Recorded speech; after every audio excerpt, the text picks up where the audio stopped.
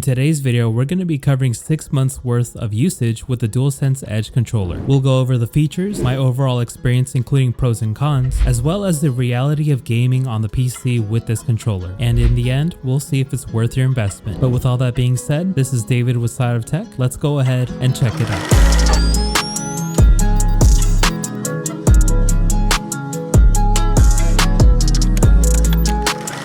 So for $199, what comes in the box? First off, we have the DualSense Edge wireless controller, a super long and high quality braided cable, 2 standard thumbstick caps that already come installed onto the controller, 4 additional replacement caps including 2 high dome caps and 2 low dome caps. A cool thing is this controller does come with back buttons, so we have 2 half dome and then 2 lever style back buttons. We also have a connector housing that keeps the cable installed onto the controller if you really need that feature. Then last but not least, we have the carrying case. It's going to go ahead and carry all your items. So I'll go ahead and say this, that the controller does come with a ton of accessories, but I'll be honest, some of these I didn't even use. For one, the braided cable was really high quality and decently long, but I never used it until I was playing on the PC, which we'll go over later. I also played around with the different caps and found the default ones to be the most comfortable. The other ones were way too slippery when playing for long hours. They really reminded me of the PS3 controllers, which gave me some bad throwback vibes. Next, I did use the back buttons and I opted to use the half dome ones. I kept bumping the longer ones a lot on accident, but both of these back buttons were really high quality metal and that was very much appreciated. I'll get more into this feature in a bit, but I did use these quite a lot. Lastly, we can talk about the case, which was one of the included items that feels really premium. It's made out of a hard plastic, and if for some reason you drop your controller in this, you can rest assured it's gonna be safe. You even have back access to the charging port of the controller, which is nifty if you use this case to house your controller. My preference is to use the official Sony wireless charger, but I still do like that the case is able to have this feature. So overall, the accessories that come together are plentiful, but sadly you might not even get to use some of them like I have. Some of them are more useful than others, but at the end of the day, it's all up to user preference. Next, let's go ahead and talk about the features that only come with this controller. One of my absolute favorite features are the adjustable triggers. Being able to change the pull is such a clutch feature. For this review, I went ahead and completed Spider-Man Miles Morales from start to finish only using this controller, and I have to say it was such a pleasant experience. Web swinging was never this easy to do. With the short pulls, I felt like I would go faster and it was more precise. The only thing is you kind of lose the adaptive trigger feel since the pulls are so short. And if you need to customize more, you can fine-tune everything all in the controller settings. You can change things like trigger sensitivity, stick sensitivity, and vibration. Definitely one of the biggest reasons to get this controller for that customization. Next, the grip is also very nice, but I can say it's rather familiar to the original DualSense. The grip angle doesn't change at all, but they do add some much needed rubber grip texture. Yeah, the grip is nice, but it's not a huge deciding factor to get this controller. Next, we'll go ahead and talk about my most used feature, the back buttons. In Spider-Man Miles Morales, I loved using them. How they work with the PlayStation is you can map each button to a specific button press. So for example, in the game, the healing button is the down directional button. Instead of lifting up my left thumb, I can go ahead and map the down directional button to the left back button, which is exactly what I did. But one thing is, I wish I could map custom inputs on the back buttons because I easily would have mapped the finisher button inputs onto them. I didn't really think I was going to be a back button type of guy, but it was so cool to be able to experiment with each button. This kind of feature also leads into the custom profiles that you're able to create. Again, this was another thing that I thought I wasn't going to use. So for Spider-Man, I went ahead and mapped the back buttons and also tweaked the trigger pulls. By the time I had all my settings ready to go, I was basically flying in game. I only experimented with these custom profiles with Spider-Man, but I can totally see myself mapping other profiles like for God of War, Final Fantasy, or whatever. Switching in between them is also easy. All you have to do is hold down the FN button until a nice UI interface pops up so you can select that profile. Now keep in mind, you don't need to be like me and make profiles for each game. You can actually make multiple ones for a singular game. Again, customizability with this controller comes in super clutch. The next unique feature are the replacement caps. They're basically a smaller and taller version of what we used to have on the PS3 controller. So if you remember how those used to slip, then you basically have these. They were okay to use, but honestly weren't my favorite. Now I can totally see Sony creating some new caps to buy separately. Maybe I'll wait for a pair that I really like. Out of all the features here today, this next one is the most consumer friendly out of all of them. Now imagine this, you spend over $200 on a brand new premium premium controller. Everything's going great until those thumbsticks develop drift. So what do? Cry? Beg for your money back? Or do you just spend 20 bucks and replace the whole entire thing like nothing ever happened? And not to mention, replacing the housing is super easy. All you have to do is press the release button to release the plate, pop that off and lift a little lever. After that, you just pull the housing off and that's it. You guys, you have no idea how much I love this feature. Instead of taking this in for repairs or just throwing away the controller, I could just replace these and I'm back in the game. So the last unique feature I didn't really get to use too much. It was the ability to lock your cable to your controller. Now while this does sound kind of cool, if you accidentally yank your controller in the wrong way, there goes your system or your PC. Speaking of which,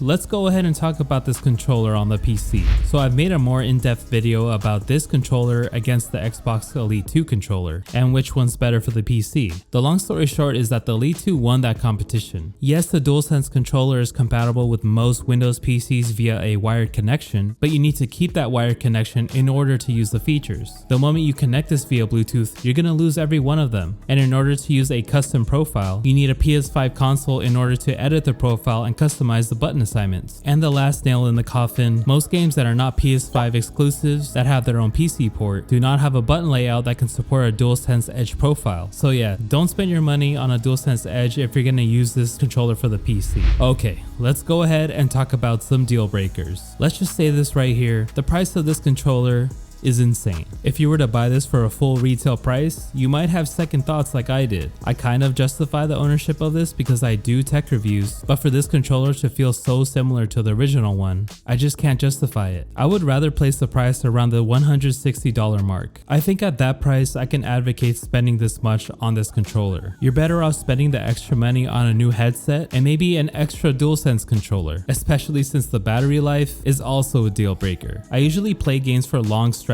especially action adventure games and RPGs. So with 5 to 10 hours of battery life, I realistically get around 6 hours, maybe even less, and it's not even a question if I have to charge the controller overnight. It's just really tough that this Pro controller, which costs over $200, has a worse battery life than the original controller it's based off of. So aside from the price and the battery life, what do I think they should add to a DualSense Edge 2.0? For one, I think they should add a wireless case charger similar to the Xbox Elite 2 controller, because opening the back every single time, stuffing a cable in there, just doesn't feel that premium. Next thing I would add are more color options for this controller. The white and black Stormtrooper look does look pretty cool, but having a matte black option or just the other color options like for the plates that they've released, or heck, add an option online to be able to customize the color that you want. Next, I would add an application for the PC so we can customize custom profiles on there, similar to Sony's InZone headsets, which I do enjoy using on the PC. Last but not least, if they can make a swappable thumbstick and D-pad, I would just be the happiest guy in the world. Now I know some people might not like that feature, but why not give us the option to change it?